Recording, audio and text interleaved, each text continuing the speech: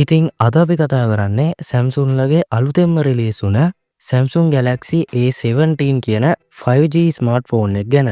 ඉතින් වීඩියෝ එකට යන්න කලින් මතක් කරනවා ඔයා තාමත් අපේ YouTube channel එක subscribe කරලා නැත්නම් දැන්ම Reuso Tech YouTube channel එක subscribe කරලා අපිත් එක්ක එකතු වෙන්න.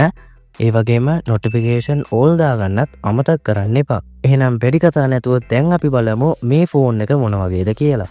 ඉතින් අපි මුලින්ම මේ ස්මාර්ට්ෆෝන් එකේ බොක්ස් එකේ තියෙන මොනවද කියලා බලමු. ඉතින් මේ ෆෝන් එකේ බොක්ස් එකේ අපිට SIM remote tool එකක්, Type A to Type C charging cable එකක් සහ Samsung Galaxy A17 5G smartphone එක බලා ගන්න පුළුවන්. ඉතින් ඔය ටික තමයි මේ ෆෝන් එකේ බොක්ස් එකේ බලා ගන්න පුළුවන් ඉන්නේ.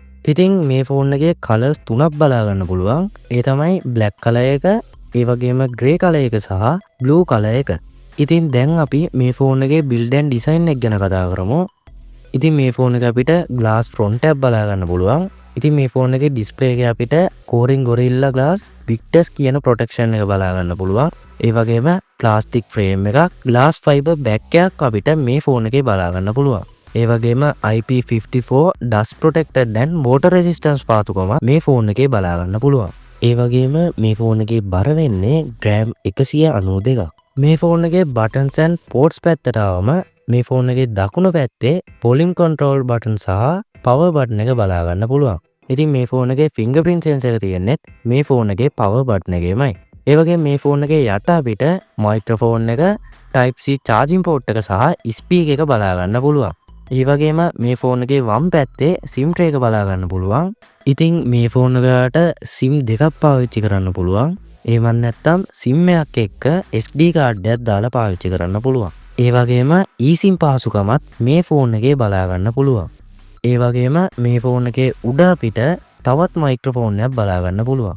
ඉතින් දැන් අපි මේ ෆෝන් එකේ ඩිස්ප්ලේ එක ගැන කතා කරමු. ඉතින් මේ ෆෝන් එකේ තියෙන්නේ අඟල් 6.7ක Full HD+ Super AMOLED display එකක්. ඒ වගේම 90Hz refresh rate එකකුත් මේ ඩිස්ප්ලේ එකේ බලා ගන්න පුළුවන්. ඉතින් මේ ඩිස්ප්ලේ එක ගොඩක් හොඳ ඩිස්ප්ලේ එකක්. මොකද මේක Super AMOLED ඩිස්ප්ලේ එකක් නිසා. ඉතින් AMOLED ඩිස්ප්ලේ එකක් තියෙන නිසා අපිට ගොඩක් හොඳ කලර්ස්, ඒ වගේම ගොඩක් හොඳ කොන්ට්‍රාස්ට් එකක් වගේම ගොඩක් හොඳ sharpness එකක් මේ ෆෝන් එකෙන් බලා ගන්න පුළුවන්. ඉතින් අපි YouTube වීඩියෝ බලනකොට, movies බලනකොට එහෙම ගොඩක් හොඳ experience එකක් මේ ෆෝන් එකේ ඩිස්ප්ලේ එකෙන් ගන්න පුළුවන්. ඒ වගේම 90Hz refresh rate එකක් තියෙන නිසා අපිට මේ ෆෝන් එක සාමාන්‍යයෙන් හොඳ ස්මූත් එකකින් පාවිච්චි කරන්න පුළුවන්. හැබැයි ඉතින් මම නම් හිතන්නේ මේ ෆෝන් එකට 120Hz refresh rate එකක් දුන්නා නම් ඊට වැඩිය ගොඩක් හොඳයි. හැබැයි ඉතින් අපිට කොහොම හරි මේ ෆෝන් එකේ බලා ගන්න පුළුවන් වෙන්නේ 90Hz refresh rate එකක්. ඒ වගේම මම වීඩියෝ එකේ මුලදී කිව්වා වගේම මේ ෆෝන් එකේ ඩිස්ප්ලේ එකේ අපිට Gorilla Glass Victus protection එකක් බලා ගන්න පුළුවන්. දැන් අපි මේ ෆෝන් එකේ performance ගැන කතා කරමු. ඉතින් මේ ෆෝන් එකේ තියෙන chipset එක වෙන්නේ Exynos 1330 කියන 5 nanometer chipset එක. ඉතින් මේ chipset එක සාමාන්‍ය හොඳ chipset එකක්. ඉතින් මේ ෆෝන් එකෙන් අපිට WhatsApp, Facebook, YouTube වගේ දේවල් කිසිම ප්‍රශ්න නැතුව ගොඩක්ම හොඳ ස්මූත් එකකින් පාවිච්චි කරන්න පුළුවන්.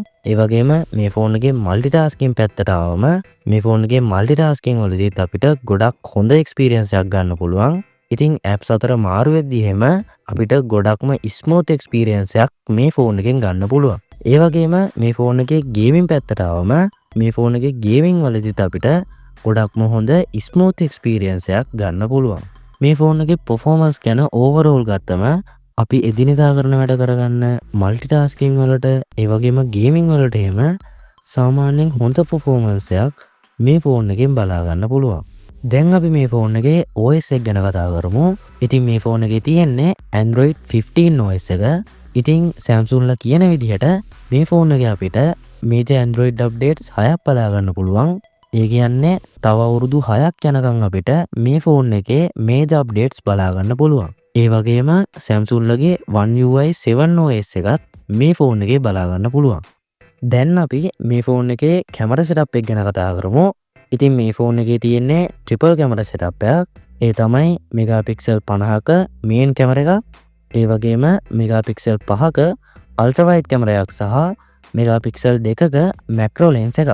ඉතින් මේ ෆෝන් එකේ මෙගාපික්සල් 50ක මේන් කැමරා එකේ අපිට OIS පහසුකමත් බලා ගන්න පුළුවන්.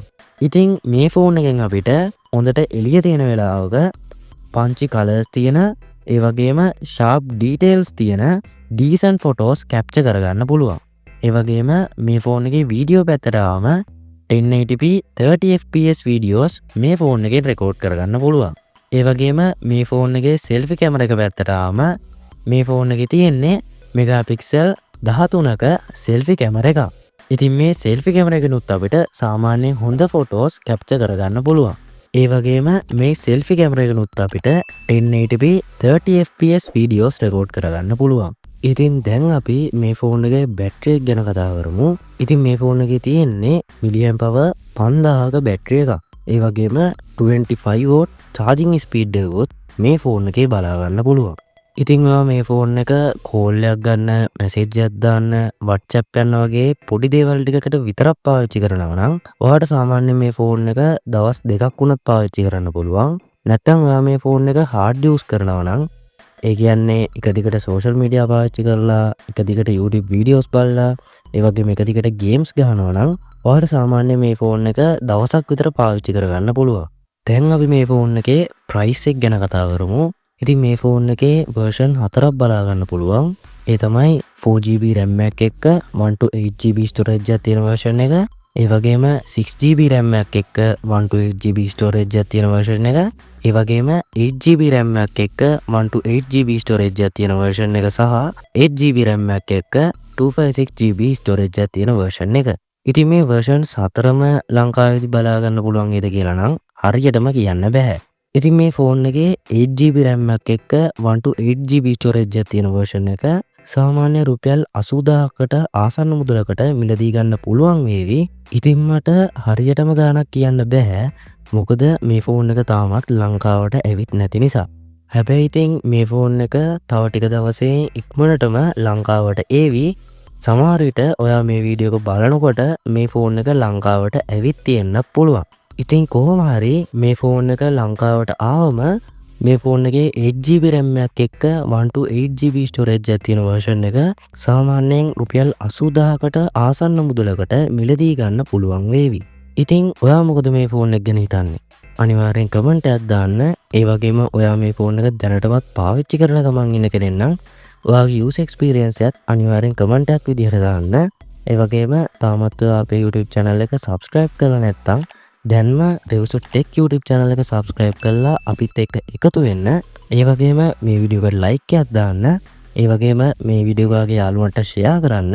එහෙනම් මේ වගේ තවත් වීඩියෝ එකකින් නැවතත් හමු වෙමු.